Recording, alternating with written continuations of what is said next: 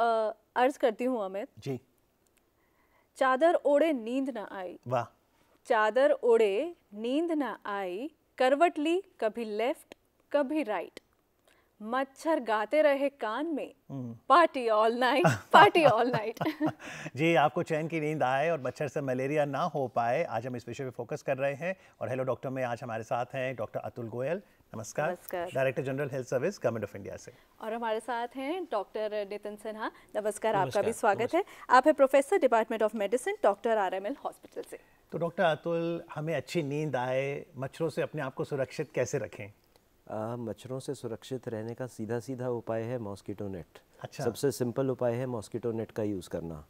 हालांकि बहुत सारे स्प्रेज भी अवेलेबल हैं, बहुत सारे ऑइंटमेंट्स भी अवेलेबल है जो स्किन पे लगा सकते हैं, परंतु वो दोनों ही केमिकल उपाय हैं। तो best way will be mosquito net का यूज़। वही मच्छर से बचने के लिए सबसे अच्छा उपाय है। ओके डॉक्टर नितिन, अगर मॉस्किटो रेपेलेंट्स की बात करें, आजकल तो बड़े टाइप के लोशंस भी आ गए हैं, तो क्या वो इफ़ेक्टिव हैं? देखिए, लोशंस हैं लगाने के लिए, कुछ स्प्रेज भी आते हैं। इवन हम घरों में भी, आपने देखा होगा, हम कुछ चीज़ें लगाते हैं जो कि कहते हैं कि मच्छर को भगाएंगे, तो वो इफ़ेक्टिव है। बट जैसे कि सर ने अभी कहा कि वो केमिकल्स हैं, तो केमिकल्स के कुछ अपने नुकसान भी होते हैं। इफेक्टिव वो ज़रूर है जी। तो मॉस्किटो नेट हम जो है उसका प्रयोग कर सकते हैं। यदि आप भी आज मलेरिया पर कोई सवाल करना चाहें तो स्टूडियो का हमारा नंबर नोट करें, 011 दिल्ली का STD कोड, और नंबर है 23097532। 011 is our code and number is 23097532। तो डॉक्टर अतुल, ये बताइए कि मान लीजिए मैं यहाँ बैठा हूँ और फीमेल एनोफिलीज मॉस्किटो, जिसके काटने से मलेरिया होता है, उसने मुझे काटा, फिर क्या होगा? अगर वो मॉस्किटो इन्फेक्टेड होगा तो चांस है कि आपको इन्फेक्शन हो सकता है, पर ज़रूरी नहीं हर फीमेल एनोफिलीज मॉस्किटो इन्फेक्टेड होगा ही। ओके। सो अगर वो इन्फेक्टेड होगा तो वो कीटाणु आपके शरीर में छोड़ेगा। प्लास्मोडियम की वैरायटी होती हैं, फैल्सिपैरम है, वाइवैक्स है, ये दो सबसे कॉमन है। उसमें फैल्सिपैरम से होने वाला मलेरिया थोड़ा ज़्यादा खतरनाक किस्म का होता है क्योंकि उसके कॉम्प्लिकेशन ज़्यादा होते हैं। तो ब्लड से वो जो पैरासाइट है या परिजीवी जैसे बोला जा रहा था, वो रक्त के ज़रिए पहुंचेगा सबसे पहले लिवर में, वहाँ पे मल्टीप्लाई होता है प्लास्मोडियम। अच्छा। उसके बाद दोबारा रिलीज़ होता है ब्लड में, और जब दोबारा रिलीज़ होता है तब उसके सिम्टम्स डेवलप होते हैं। और सिम्टम्स अक्सर करीब 1 हफ्ते बाद डेवलप होते हैं। अच्छा। एवरेज टाइम 1 हफ्ता है। और ये साइकिल्स में पैरासाइट रिलीज़ करता है ब्लड में।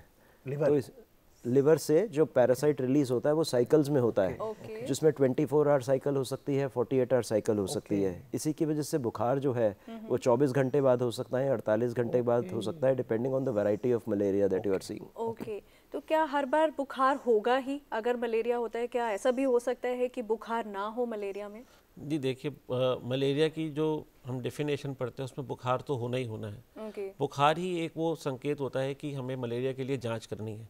तो बुखार काफ़ी तेज़ हो जाता है इन मरीज़ों में अक्सर। और जैसे कि पहले हम पढ़ते थे कि भाई बुखार में ठंड लगती है और कपकपी आती है, तो उस वैसे लक्षण जब आने लगे तो हमें ज़रूर सोचना चाहिए कि ये मलेरिया का बुखार हो सकता है। तो डॉक्टर साहब, जांच में क्या कराएं?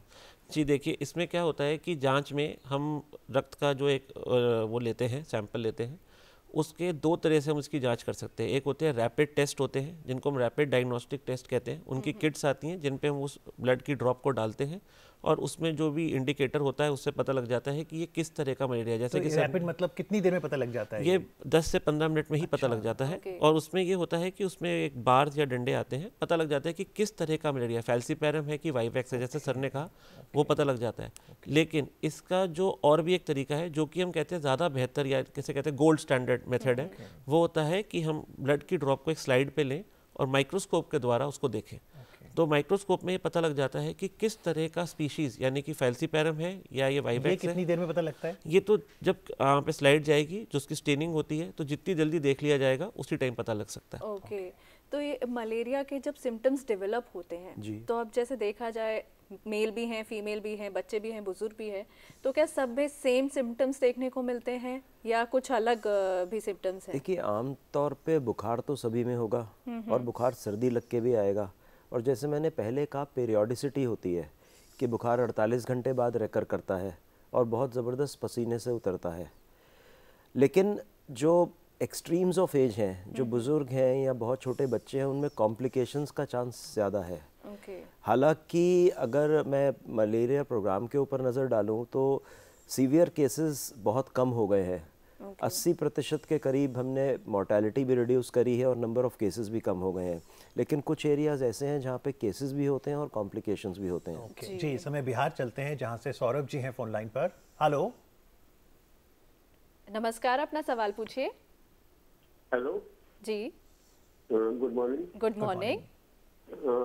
डॉक्टर साहब से पूछना था कि क्या सारे मच्छर उत्पन्न करते हैं बीमारी, कि कुछ खास तरह के मच्छर होते हैं जिससे मलेरिया उत्पन्न होती है? जी, डॉक्टर नितिन। हाँ, सौरभ जी नमस्कार। देखिए, सारे मच्छर इन्फेक्टेड नहीं होते हैं। कुछ मच्छर हैं, जैसे एनोफिलीज मच्छर की जो फीमेल एनोफिलीज है, वो भी अगर इन्फेक्टेड होगी तो ही बीमारी फैलाएगी, यदि वो इन्फेक्टेड नहीं है तो बीमारी नहीं फैलाएगी। इसी तरह क्योंकि मच्छरों की बात हो रही है तो एक एडीज मच्छर है जो कि अगर वो भी इन्फेक्टेड होगा तो वो डेंगू चिकनगुनिया जैसे बीमारियों को फैला सकते हैं। जी, यानी मच्छर से होने वाले कई रोग हैं, उसमें मलेरिया है, डेंगू है, चिकनगुनिया। तो डॉक्टर साहब, एक तो आपने कहा था मॉस्किटो नेट, और क्योंकि मलेरिया का मच्छर गंदे पानी में होता है, एडीज डेंगू वाला साफ पानी में, तो क्या आप ये भी हिदायत देंगे कि हम आसपास स्वच्छता रखें तो शायद मलेरिया से बच जाएं? देखिए, स्वच्छता तो हर बीमारी से बचाएगी आपको, सिर्फ मलेरिया से नहीं। स्वच्छता ही बीमारी से बचने का इलाज है, और एक बार बीमारी हो जाती है तो फिर उसके कॉम्प्लिकेशंस क्या होंगे किसी को पता नहीं। तो अगर मान ली गंदगी है, क्या फिर जैसे हम नेशनल सेंटर की बात करते हैं वेक्टर बॉर्न डिजीज़ की, उसमें कोई तेल मिला लें, क्या करें कि उस पर वो लोग जनरली एक लेयर डाल देते हैं, जैसे कहते हैं केरोसिन ऑयल का भी लेयर डाल दें, या स्प्रेज भी किए जाते हैं, या कई बार लार्विसाइडल फिशेस भी छोड़ी जाती हैं जो कि जो अंदर पैरासाइट पानी में है उसको खा लेती हैं। सो उपाय तो बहुत सारे हैं, पर सबसे अच्छा उपाय ये है कि पानी इकट्ठा ना होने दें गंदा। ओके, अब अक्सर हम देखते हैं जैसे स्कूल में बच्चे जा रहे हैं, अब स्कूल में जा रहे हैं, कितना उन पर हम ध्यान रख सकते हैं, देन टीचर्स भी हर बच्चे पे कैसे ध्यान देंगी, तो स्कूल की तरफ से क्या वो प्रिकॉशंस होनी चाहिए, और देन हम क्या अपनी तरफ से संतुष्टि करके भेजें, किस तरीके से बच्चों को रेडी करके भेजें? देखिए, सबसे ज़रूरी इसमें यह है कि स्कूल वालों की जो ड्यूटी है, आपने कहा स्कूल को क्या करना चाहिए कि वो जैसे कि है कि साफ़ सफाई रखें, पानी कहीं इकट्ठा ना होने दें, ठीक है, कोई भी पानी उसको मतलब रेगुलर चेंज करते रहें, ये तो उनको करना ही करना है। माँ बाप और स्कूल वाले ये भी इंश्योर कर सकते हैं कि बच्चे पूरी बाजू के कपड़े पहन के आएँ। चाहे गर्मियाँ हैं, मैं मानता हूँ गर्मियों में थोड़ी दिक्कत हो जाती है, बट आमतौर से आप देखेंगे अक्सर बच्चों की स्कूल की ड्रेसें हल्के कलर की होती हैं, तो पूरी बाजू के कपड़े अगर पहनाएं और पूरी जैसे फुल पैंट्स वगैरह पहना के बच्चों को बुलाया जाए तो वो अच्छा है, जिससे कि मच्छर के उनको काटने की जो मतलब जगह है वो कम हो, जिससे कि मच्छर उनको ना काट पाए। जी, तो प्रिवेंशन पे तो हमने आपको कई उपाय बताए हैं, लेकिन अगर खुदा न खास्ता फीमेल एनोफिलीज मॉस्किटो जो कि पैरासाइट प्लाज्मोडियम से इन्फेक्टेड है, उसने मुझे काट लिया, तो डॉक्टर साहब, इससे पहले मैं डॉक्टर के पास जाऊँ, मैं घर पर ही क्या इलाज कर सकता हूँ? मैं इलाज से पहले एक बात और कहना चाहूँगा। जैसे डॉक्टर नितिन ने मच्छर काटने की बात करी, आमतौर पे चिकनगुनिया और डेंगू का जो मच्छर है वो डे बाइटर है, वो लेट इवनिंग में बाइट्स करता है। जो मॉस्किटो मलेरिया का मच्छर है वो एक्चुअली नाइट बाइटर है। तो ये मॉस्किटो नेट फिर मलेरिया के लिए ज़्यादा कारगर है? बिल्कुल, मलेरिया के लिए ज़्यादा कारगर है। और दिन में जब आप घर से बाहर जाते हो, अगर आपने हाफ स्लीव्स पहना हुआ है, और ये बहुत ऊंचा उड़ता नहीं है एडीज, ये करीब 1-1.5 फुट के करीब उड़ता है, तो अगर आपकी बाहें ढकी हुई हैं और आपने फुल पैंट्स पहनी हुई हैं तो आपको मच्छर शायद नहीं काटेगा। लेकिन मलेरिया में ज़रूरी है कि नाइट बाइटर जानना ज़रूरी है, इसीलिए नाइट में मॉस्किटो नेट में सोना आवश्यक है। सो इसके बाद आपने इलाज की बात करी, मैं ये तो नहीं बोलूँगा कि घर पे इलाज करना चाहिए, पहले तो डायग्नोसिस बनाएं, तो वो आप चाहे रैपिड डायग्नोस्टिक किट से करें, चाहे अपना सैंपल देके ये पता करें मलेरिया है भी या नहीं है। ज़रूरी नहीं है मलेरिया हो। ये रैपिड वाला हम खुद घर पे कर सकते हैं? रैपिड वाला आप करने को कर सकते हैं, बट इंटरप्रिटेशन कई बार मुश्किल होगा, so it is better to go to a medical specialist and get the test done. बाकी जो किट्स अवेलेबल है वो काफ़ी हद तक अच्छी किट्स हैं, सेंसिटिव भी हैं, स्पेसिफिक भी हैं। तो एक बार डायग्नोसिस बन जाता है तो दवाइयाँ उपलब्ध हैं, पर्याप्त मात्रा में दवाइयाँ हर जगह उपलब्ध हैं, उनका इलाज। पर डॉक्टर मैं इसलिए कह रहा था घर पे, क्योंकि जब बुखार आता है ना, हमने देखा है कि बर्फ की पट्टियाँ रख के हर कोई करता है देसी नुस्खे। देखिए, ये जो चीज़ है वो तो बुखार को कम करने के जरिया है। जैसे आप जो कह रहे हैं, मेरे ख्याल से वो ये पूछ रहे हैं कि इमीडिएट हम क्या करें घर पे। देखिए बुखार आता है तो आमतौर से अब तो सब जानते हैं कि हमें उनको बुखार की एक दवाई देनी है जिससे थोड़ा बुखार कम हो। आमतौर से हम पैरासीटामोल का इस्तेमाल करते हैं। बच्चों के माँ बाप जानते हैं कि उसमें सिरप है तो सिरप के फॉर्म में दे देते हैं, जो बड़े हैं वो टैबलेट ले लेते हैं। लेकिन जो हम आपको बताना चाह रहे हैं कि एज सच कोई घर पे कोई देसी नुस्खा नहीं है इस बुखार को ट्रीट करने का। जो हम बुखार उतार रहे हैं वो तो एक सिम्टम को, यानी कि एक लक्षण को हम थोड़ा कम कर रहे हैं। तो बेटर यही होता है कि हम उनको एक नियर बाय अस्पताल, जो भी प्राथमिक चिकित्सा केंद्र है या जो भी अस्पताल है, तो आप दवाई क्या देते हैं डॉक्टर साहब? वो दवाई लेनी जरूरी है फिर? जी हाँ, देखिए अगर मलेरिया पता लग जाता है, कंफर्म हो जाता है कि ये मलेरिया है या जिस भी टाइप का मलेरिया है, जैसे वाइवैक्स है या फैल्सीपैरम है, तो हमें दोनों में फिर ये देखना होता है कि क्या ये मरीज को कॉम्प्लिकेटेड मलेरिया है कि अनकॉम्प्लिकेटेड है। तो जब हम मरीज की जांच करते हैं, सिर्फ मलेरिया तो कंफर्म हो ही जाता है, बट कॉम्प्लिकेशन अनकॉम्प्लिकेटेड ये दोनों भी देखना होता है। दोनों में जो उपचार है वो अलग अलग है। यदि अनकॉम्प्लिकेटेड है तो हम उनको जो दवाई है वो एक आर्टेमिसिनिन बेस्ड थेरेपी होती है, कॉम्बिनेशन थेरेपी, हम वो देते हैं। यदि फैल्सीपैरम हो उसको 3 दिन का उसका उपचार की ड्यूरेशन होती है। उस टैबलेट की जो भी उसकी देने का तरीका होता है उसके हिसाब से 3 दिन का उपचार दिया जाता है। और उसके बाद जो सर ने आपको शुरू में बताया था कि कुछ चीज़ें जो लिवर में बच जाती हैं मलेरिया की, उनको भी हटाना है। सिर्फ पहले 3 दिन इलाज करके ही पूरा मलेरिया ट्रीट नहीं होता है। उसके साथ एक और भी दवाई आती है जो आमतौर से प्राइमाक्विन होती है, जिसको हमें यदि फैल्सीपैरम हो तो 1 ही दिन, नहीं तो वाइवैक्स हो तो 14 दिन तक उसको देना पड़ता है, ताकि लिवर से पूरी तरह से हम इस बीमारी को हटा सकें। नहीं तो ये बारी बारी होता रहेगा। ओके डॉक्टर अतुल, अब जैसे मलेरिया हुआ है और मलेरिया लिवर को अफेक्ट करता है, अब रिकवरी रेट जो है वो कैसी रहती है ट्रीटमेंट के दौरान, एंड देन रिकवरी होने के बाद भी क्या चांसेस हैं कि लिवर ठीक से फंक्शन ना कर रहा हो या उसके लिए कुछ स्पेशल ट्रीटमेंट की ज़रूरत पड़ेगी? ऐसा नहीं है। अगर मलेरिया से रिकवरी होती है तो लिवर में रेजिडुअल डिजीज नहीं रहती। जैसे डॉक्टर नितिन ने कहा, अगर प्राइमाक्विन आप ले लेंगे तो डिजीज जड़ से चली जाएगी और रेकरेंस नहीं है।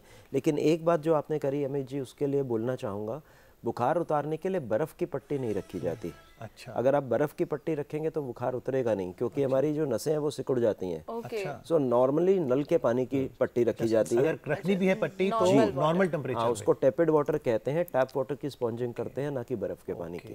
ओके। पर डॉक्टर साहब फिर जैसे जो आपने दवाई कही, ये आप दवाई देंगे मैं घर आके ले लूँ या फिर कब है कि मैं भर्ती होना पड़ेगा अस्पताल में? अगर कॉम्प्लिकेशंस नहीं है तो घर पे दवाई आराम से ले सकते हैं, कोई दिक्कत नहीं है। भर्ती कब करेंगे? भर्ती करेंगे जब कॉम्प्लिकेशंस होंगे। लेकिन मैं पहले ही कह चुका हूँ, कॉम्प्लिकेशंस एक ज़माने में हम दिल्ली में भी बहुत देखते थे, अब उतने नहीं दिखते।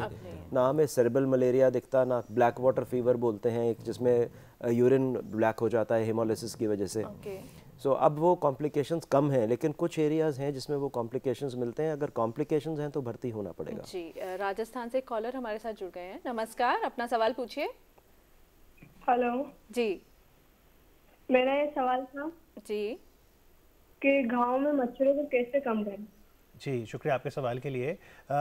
डॉक्टर अतुल, क्या आपको लगता है कि मलेरिया के केसेस कम हुए हैं लेकिन अर्बन एरियाज़ में, क्योंकि वहाँ पर अब डेंगू बढ़ गया है, लेकिन रूरल एरियाज़ में ज़्यादा मलेरिया है अभी? रूरल एरियाज़ में कंपैरेटिवली ज़्यादा है, पर बहुत सारे रूरल एरियाज़ में भी अब एनुअल पैरासाइट इंडेक्स रेट बहुत कम है। एपीआई बहुत कम है। 3 स्टेट्स रह गई हैं जिसमें अभी भी एपीआई थोड़ा ज़्यादा है, एक त्रिपुरा है, एक मिजोरम और एक उड़ीसा है। अदरवाइज इवन रूरल एरियाज में मलेरिया कम हो रहा है। तो जो हमारा नेशनल फ्रेमवर्क है फॉर एलिमिनेशन ऑफ मलेरिया, वो उसके मुख्य बिंदु क्या हैं? उसके मुख्य बिंदु एक तो ये है कि मच्छरों को कंट्रोल किया जाए इंसेक्टिसाइड स्प्रे से या और तरीक़ों से। दूसरा ये है कि मॉस्किटो बाइट्स प्रिवेंट करी जाए। तो ये जो एंडेमिक एरियाज़ हैं जहाँ एपीआई रेट्स हाई हैं और ट्राइबल एरियाज़ हैं, वहाँ पे ना LLIN सप्लाई किए जाते हैं। ये क्या है डॉक्टर? ये long lasting insecticide coated mosquito net nets ही है। मॉस्किटो नेट्स इंसेक्टिसाइड कोटेड मतलब दवा लगी हुई है इनके ऊपर? दवा लगी हुई है। और ये इजीली अवेलेबल है? नहीं, इजीली अवेलेबल नहीं है। ये प्रोग्राम के थ्रू सप्लाई किए जाते हैं। जो NCBBDC का नेशनल प्रोग्राम है उसके थ्रू सप्लाई किए जाते हैं स्टेट्स को जहाँ जहाँ मलेरिया का इंसिडेंस हाई है। लेकिन डॉक्टर नितिन, अगर हमने अपने घर परिवार में यहाँ दिल्ली में मॉस्किटो नेट खरीदना है 300-500 रुपए वाला, हम भी कोई दवाई लेने, दवा लगी हो जैसे उसमें, वो वाला नेट लें? नहीं, यहाँ पे तो आपको आई थिंक दवा लगा नेट मिलना तो मुश्किल है। आप जो नॉर्मल जो नेट आता है जो मैकेनिकल मच्छर को रोक सकता है वो वाला मिलेगा। जैसे सर ने बताया, ये जो ट्रीटेड नेट्स होते हैं ये यूजुअली प्रोग्राम के थ्रू ही मिलते हैं जहाँ पे पैरासाइट इंडेक्स बहुत ज़्यादा। दिल्ली में उसकी जरूरत नहीं है? नहीं, दिल्ली में आवश्यकता नहीं है क्योंकि यहाँ पे पैरासाइट इंडेक्स हाई नहीं है। So the 3 states you mention, Tripura, Orissa, Mizoram. अगर रिस्क फैक्टर्स को देखें तो वो क्या है और किन लोगों को जल्दी अफेक्ट करेगा ये? देखिए एज सच मलेरिया के लिए रिस्क फैक्टर तो एकमात्र मॉस्किटो है, इन्फेक्टेड मॉस्किटो। सो जिस एरिया में भी केसेस ज़्यादा होंगे मॉस्किटो पहले इन्फेक्ट होगा, फिर इन्फेक्ट करेगा। और बाकी एक्सट्रीम्स ऑफ एज हैं जो हमेशा परेशान करेंगी क्योंकि उनमें कॉम्प्लिकेशंस होंगे। ओके, लेकिन अगर प्रेग्नेंट लेडीज़ को अगर हम देखें, अगर कोई प्रेग्नेंट लेडी को मलेरिया हो जाता है, देन उनका, क्योंकि सब उनको दवाई जल्दी से दी नहीं जाती है, तो उनका ट्रीटमेंट किस तरीके से होता है और क्या प्रिकॉशंस वो अपनी तरफ से बरतें हैं? आपने बहुत अच्छा सवाल पूछा, मैं बताना भूल गया पहले भी। ओल्ड एज और एक्सट्रीम्स ऑफ एज के अलावा प्रेग्नेंट लेडीज़ का मेंशन करना ज़रूरी है, बिकॉज प्रेग्नेंट लेडीज़ में भी कॉम्प्लिकेशंस मलेरिया के अधिकतर हो सकते हैं। सो उनको प्रोटेक्ट करना चाहिए मॉस्किटो बाइट से, लेकिन जो दवाइयाँ अवेलेबल हैं मलेरिया के ट्रीटमेंट के लिए वो सेफ़ हैं, प्रेगनेंसी में यूज़ हो सकती हैं। लेकिन एक और कैटेगरी ऑफ पीपल हैं जिन्हें शायद सतर्क होना पड़ेगा डॉक्टर नितिन, क्योंकि आजकल ब्लड प्रेशर बहुत कॉमन है, हाई ब्लड प्रेशर, और डायबिटिक बहुत कॉमन है। तो अगर मलेरिया की दवाई लेनी है, क्या कोई ऐसी दवाई है जिसको कॉम्बिनेशन से डायबिटीज़ की दवाई के साथ नहीं जा सकता कि एकदम शुगर कम हो जाएगी? नहीं, देखिए ऐसा है, एक दवाई है जिसको हम मलेरिया में देते हैं, वो है क्विनीन। ठीक है, लेकिन क्विनीन आमतौर पे जो गाइडलाइंस हैं वो कहती हैं कि उनको कॉम्प्लिकेटेड मलेरिया में ही दिया जाना चाहिए। तो जो आमतौर पे अनकॉम्प्लिकेटेड मलेरिया में, जैसे मैंने आपको बताया आर्टेमिसिनिन बेस्ड थेरेपीज़ हैं, ये जो दवाइयाँ हैं इनसे कुछ ऐसा कोई इंटरेक्शन शुगर की दवाइयों और उनसे नहीं है। लेकिन हाँ, क्विनीन ज़रूर है जो कि शुगर कम कर सकती है। तो जब हम क्विनीन देते हैं तो हम उसको जब देते हैं तो फिर हम ये ध्यान रखते हैं कि शुगर ना हो, मरीज़ को बता भी देते हैं। और अगर हम हॉस्पिटल सेटिंग में दे रहे हैं, अपने पास एडमिट करके दे रहे हैं, तो फिर हम उसको देते इस तरीके से हैं कि शुगर मॉनिटर करते हैं और उसका एक सोल्यूशन जो शुगर का होता है उसी में डाल के देते हैं। ओके जी बिल्कुल। लेकिन अगर आप वर्ल्ड मलेरिया डे 2025 की थीम पर नजर डालें, मलेरिया एंड्स विद अस, लेकिन वो 3 कीवर्ड हैं डॉक्टर अतुल, कि रीइन्वेस्ट, रीइमेजिन, रीइग्नाइट। ये हमने क्यों कहा, WHO क्यों कह रहा है कि रीइमेजिन करिए? एक्चुअली बहुत सारे वर्ल्ड के एरियाज में मलेरिया जा चुका है। अच्छा, तो उसकी तरफ ध्यान थोड़ा कम हो गया है। सो री इन्वेस्ट मतलब आप अपने रिसोर्सेज को री इन्वेस्ट करिए ताकि मलेरिया को ख़त्म करिए। री इन्वेंट, अगर आपको कोई नई स्ट्रेटजीज अपनानी है वो अपनाइए।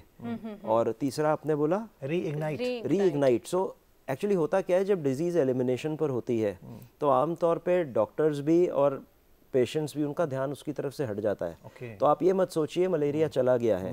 सो it is very much there. In fact आपको ये जानकर आश्चर्य होगा, इवन USA में लास्ट ईयर 2 केसेस रिपोर्ट हुए हैं जहाँ पे मलेरिया नहीं था। सो ऐसा नहीं है, ये इन्फेक्शियस बीमारी हमेशा चली जाती है। इंडिया में कितना है इंसिडेंस? इंडिया में अब बहुत कम है, मतलब 133 डिस्ट्रिक्ट तो ऐसी हैं जिसमें कोई इंडिजिनस केस हुआ ही नहीं है पिछले 1 साल में। सो मतलब we are going towards elimination. I think gratitude to all healthcare professionals for all the good work done. Yes. मतलब अगर देखा जाए कि अगर हमें वो मलेरिया का मच्छर काट लेता है तो छोटी मोटी हमारी बॉडी में दिक्कतें हो सकती हैं, लेकिन वो एडवर्स इफेक्ट्स उसके नहीं हैं, लेकिन प्रिकॉशन फिर भी हमें बरतने की ज़रूरत है। जी, लेकिन डॉक्टर साहब, मैं वो जो चिकन एंड एग स्टोरी, ये प्लाज्मोडियम पहले कहाँ से आया?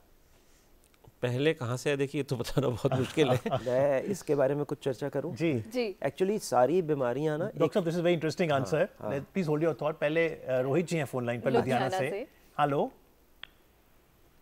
रोहित जी, गुड मॉर्निंग। हाँ जी, गुड मॉर्निंग सर जी। नमस्कार जी। नमस्कार जी। हाँ जी सर, मेरा सवाल ये है कि अभी यहाँ पे स्लाइड दिख रहा था जो भी शो चल रहा है आपका, उसमें ये फाइलेरिया हाथी पांव का दिख रहा था कि वही मच्छर के काटने से होता है जी। सर, उसी के बारे में थोड़ा जानना था, हाथी पांव के बारे में, और उसकी कोई वैक्सीन वगैरह भी आती है क्या? जी डॉक्टर नितिन, ये मलेरिया और फाइलेरिया सुनने में काफ़ी समांतर लग रहे हैं, ये बताइए अंतर। देखिए, फिलेरिया एक बिल्कुल अलग तरह की बीमारी है। उसमें क्या होता है कि उसमें जो कीटाणु है, ठीक है, वुचेरिया जो होता है उसमें वो जाता है, वो हमारे जो लिम्फैटिक्स जो होते हैं उनको अफेक्ट करता है। वो भी मच्छर से, वो भी मच्छर के काटने से ही वो फैलता है। ठीक है, वो जो होता है तो उससे वो कीटाणु जाके हमारे ब्लड वेसल्स नहीं, लिम्फैटिक्स होते हैं, जो लिम्फ चैनल्स होते हैं, उनको जाके ब्लॉक कर देता है, जिसकी वजह से क्या होता है कि पैर में सूजन आ जाती है, जिसको हम आमतौर से हाथी पाँव बोल देते हैं। और वो काफ़ी मोटा हो जाता है पैर, बिल्कुल जैसे कि एक एलिफेंट का पैर होता है, तो इसलिए उसको हाथी पाँव बोला जाता है। इंसिडेंस बहुत कम हो गए हैं, इसका इंसिडेंस भी कम है, और ये कुछ एक एंडेमिक बेल्ट है, वहाँ पे ज़्यादा कॉमन है। बिहार है, अपर पार्ट ऑफ उड़ीसा है, वहाँ पे ज़्यादा कॉमन है। लेकिन हाँ, ये भी होते कि बीमारी मच्छर के काटने से ही होती है। But I think let's now go to doctor Atul for the interesting story, क्योंकि ये जो पैरासाइट है ये आखिरकार आया कहाँ से? एक्चुअली क्या है कि ज़्यादातर अधिकतर बीमारियाँ जो मच्छर से काटने वाली हैं वो जूनोसिस हैं, कभी फॉरेस्ट में हुआ करती हैं। जैसे जैसे ह्यूमन इंटरेक्शन फॉरेस्ट में बढ़ता है तो बीमारियां वहाँ से आती हैं। If you go back into history, तो जो एलेक्जेंडर की डेथ हुई थी, it was also because of malaria. So this is reported in history, मतलब history is always what it is reported. उस समय डायग्नोस नहीं हो पाता था, उस वक्त में डायग्नोस नहीं हो पाता था। So it came back as a zoonosis. अभी जैसे कोविड की बात करी गई है, और बीमारियों की बात करते हैं जो कि जूनोसिस हैं, फॉरेस्ट में एग्जिस्ट करती हैं। ह्यूमन इन्फिल्ट्रेशन बढ़ेगा, जब पॉपुलेशन बढ़ेगी तो आप इन्फिल्ट्रेशन इनटू फॉरेस्ट बढ़ेगा, तो वो इंटरेक्शन बढ़ेगा, तो नई बीमारियां भी आने का चांस रहेगा। तो यानी एनिमल्स को भी मलेरिया होता है? पहले मंकीज में ही रिपोर्ट हुआ था। It used to be reported in monkeys and then it was transmitted to human beings. तो इतनी रिसर्च होती है डॉक्टर साहब, क्या रिसर्च के एरियाज हैं, कौन से अनसुलझे सवाल हैं जो आप चाहेंगे जो आज यंग डॉक्टर्स बन रहे हैं, रिसर्चर्स, वो ये खोजें? बिल्कुल। मैं एक बस सर की पॉइंट पे ऐड करना चाहूँगा हिस्ट्री, क्योंकि हिस्ट्री हमेशा आपको कुछ चौंकाने वाली चीज़ें बताती है और इंटरेस्टिंग भी होती है। कि मलेरिया का जो अर्थ है ना, वो है मैल एयर, मतलब बुरी हवा। पहले जब मलेरिया डायग्नोस होता था ना, तो मतलब समझा जाता था, होता था कि बुरी हवा से हो रहा है। ये तो बहुत बाद में पता लगा कि इसको प्लाज्मोडियम से होता है। अच्छा। तो अब आपके सवाल पे आता हूँ कि रिसर्च जो है, देखिए सबसे ज़रूरी है कि हम मलेरिया से किस तरह बच रहे हैं। तो बचने के लिए हम जितनी भी कोशिशें कर रहे हैं, उनमें सबसे ज़रूरी आजकल आप जानते हैं वैक्सीन्स का ज़माना है, कि हम जैसे कोविड के लिए अपने एक वैक्सीन बनाई कि हम बच जाएं, तो मलेरिया के लिए भी वैक्सीन्स हैं। लेकिन अभी जो 2 वैक्सीन्स हैं जो अभी तक चल रही हैं, वो अभी तक अफ्रीका या उनकी कंट्री में, क्योंकि वहाँ मलेरिया बहुत ज़्यादा है, बहुत ज़्यादा है। इंडिया तो काफ़ी हद तक हमने अपने कोशिशों से इसको कम कर दिया है, बट इंडिया में आज की तारीख में मलेरिया की वैक्सीन इस्तेमाल नहीं अभी इस्तेमाल नहीं हो रही है। ट्रायल्स होते हैं लेकिन इस्तेमाल नहीं है। लेकिन आपके लिए जान के बहुत खुशी होगी कि सीरम इंस्टीट्यूट जो है, एक वैक्सीन जो वहाँ यूज़ होती है, उसमें बनाने में सीरम इंस्टीट्यूट का भी हाथ है, ऑक्सफोर्ड के साथ मिलकर। तो वो उन्होंने बनाई है, वो अफ्रीका में लाइसेंस भी है यूज़ के लिए। WHO ने दोनों वैक्सीन को मान्यता दी है, लेकिन अभी वो सिर्फ 5 साल से कम बच्चों में ही इस्तेमाल हुई है और सिर्फ फैल्सीपैरम के अगेंस्ट है। इंडिया में हमारा नेशनल प्रोग्राम एडवोकेट नहीं करता वैक्सीन, यहाँ वैक्सीन की आवश्यकता नहीं है जी। लेकिन आज की तारीख बहुत महत्वपूर्ण है, 25 अप्रैल, क्योंकि आज भारत की राजधानी दिल्ली में जो भारत मंडपम है, वहाँ पर विश्व स्वास्थ्य संगठन की एक रीजनल मीटिंग शुरू हो रही है। और डॉक्टर अतुल, चर्चा यही है कि कैसे ग्लोबल हेल्थ इक्विटी लाएं। तो डिजिटल हेल्थ, AI की बात होती है, लेकिन अगर भारत के संदर्भ में हेल्थ फॉर ऑल का सपना पूरा करना है, आपके विचार? देखिए, भारत के संदर्भ में अगर आपको हेल्थ फॉर ऑल का सपना पूरा करना है, तो शायद prevention will be the most important strategy. And इसमें हमारे प्रधानमंत्री जी ने पहल करी। एक तो हमारे आयुष्मान आरोग्य मंदिर, जो कि 1,75,000 से ऊपर हैं, जो कि प्राइमरी हेल्थ सेंटर्स हैं, जहाँ पे प्रिवेंटिव हेल्थ की भी बात हो रही है, वो बहुत ज़रूरी है। दूसरा, उन्होंने मन की बात में ओबेसिटी का जिक्र किया। उन्होंने ये कहा अपना 10% ऑयल और शुगर दोनों कम करिए। So obesity is the root cause of non communicable disease. तो इंडिया की जितनी पॉपुलेशन है, आप सिर्फ बीमारियों का डायग्नोसिस करके, उनका इलाज करके उनका उन्मूलन नहीं कर सकते। प्रिवेंशन उतना ही ज़रूरी है जी। और दूसरी महत्वपूर्ण बात आज की, कि आज ही के दिन 1982 में दूरदर्शन कलर्ड हुआ था। Your thoughts? नहीं, बहुत अच्छी बात है। हम तो जब बड़े हुए तो हमें लगा कलर टीवी देख रहे हैं, लेकिन मेरे माता पिता और दादा दादी सब ये बताते थे कि ये तो ब्लैक एंड व्हाइट का भी एक ज़माना था, जो तुम अब कलर देख रहे हो। मैं बोलूँ इसमें, मैंने ब्लैक एंड व्हाइट टीवी देखा हुआ है खूब। क्या ब्लैक एंड व्हाइट दौर की बात बताइए आज के युवाओं को, क्या खास बात थी तब? ब्लैक एंड वाइट टीवी जब हुआ करते, एक तो टीवी बहुत कम हुआ करते, मोहल्ले में एक घर में टीवी हुआ करता, तो शाम को उसमें सब इकट्ठे हुआ करते, लंबी लाइन लग जाती थी। हाँ, लाइन लगती थी। बुधवार को चित्रहार आया करता, सैटरडे संडे में मूवी 2 पार्ट्स में आती थी, आधी एक दिन में, आधी अगले दिन में। तो it was an interesting time. उस वक्त ये वेस्टर्न वगैरह का टीवी होता था। बाद में जब कलर्ड आए तो निकिताशा कंपनीज आई, अभी ये कंपनीज ही नहीं है। Absolutely, I think brilliant. समय की एक खास बात है कि वो अपनी रफ्तार से चलता रहता है, और अब वक्त है आप दोनों को धन्यवाद देने का। Doctor Atul, doctor Nitin, thank you so much for guiding us on malaria today. बुलाने के लिए धन्यवाद। Thank you so much.